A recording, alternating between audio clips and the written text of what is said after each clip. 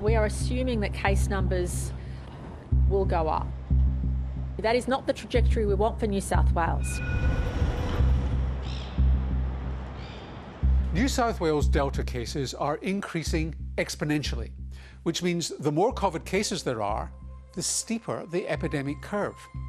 This growth rate is called the RF, or the effective reproduction number. If, say on day 1, you have 10 cases and your growth rate is 1.1, then the outbreak grows to 11 cases. But when you get to 400 cases, at that rate, the outbreak adds an extra 40. The RF at the moment is in fact more like 1.2. The situation in New South Wales is immensely concerning. We've been seeing steady growth over the last 7 or 8 weeks.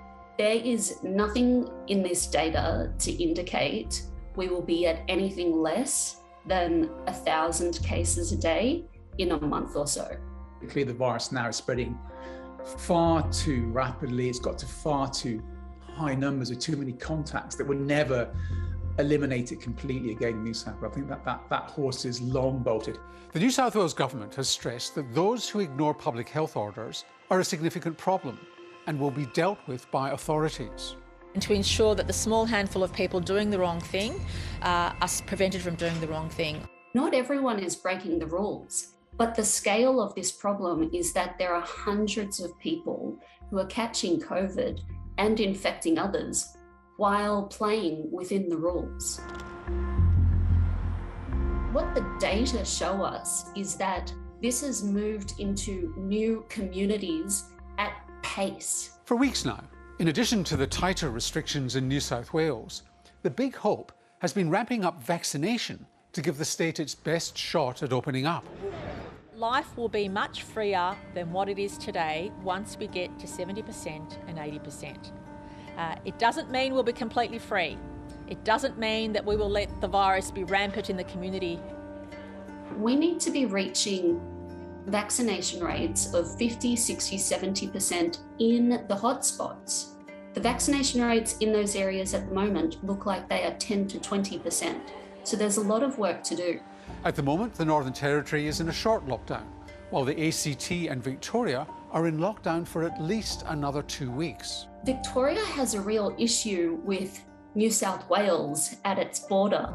It is not clear how many incursions Victoria has had from New South Wales. The current outbreak, we don't know how many original sources, how many index cases there are. And the exposure dates indicates that we'll have more people who contact tracers need to get on top of. So there's a huge body of work for Victoria's contact tracers.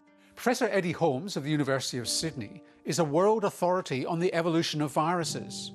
He's been amazed by the Delta variant and wonders where we go to next. Delta, in some ways, is pandemic 2.0. I think it has changed the rules because it's so much more infectious than the previous variants, and it's certainly not one I would have predicted to have occurred, but it has occurred.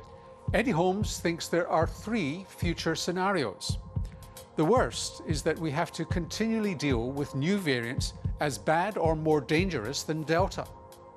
The best case is that COVID becomes something similar to the common cold.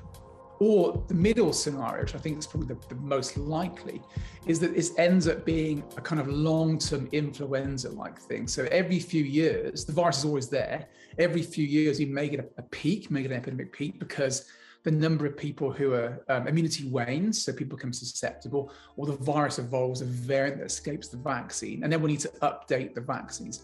And it's a long-term kind of cat and mouse game. I suspect that's what's most likely, although it's very hard to predict because we've really seen nothing quite like COVID ever. So it's actually hard to make clear predictions. But I think a kind of long-term influenza-like cat and mouse arms race is the most likely kind of scenario for us.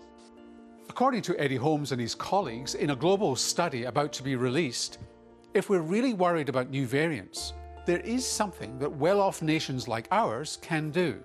Our best strategy in terms of both morally and scientifically to end the pandemic is to let other countries to get the vaccine, because that will reduce the transmission. And the more you reduce transmission, the less you've got of the virus evolving another variant that's going to affect us all.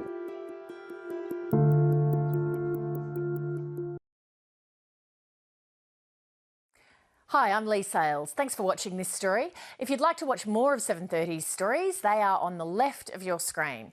And tap on the button below to subscribe and get the latest from ABC News.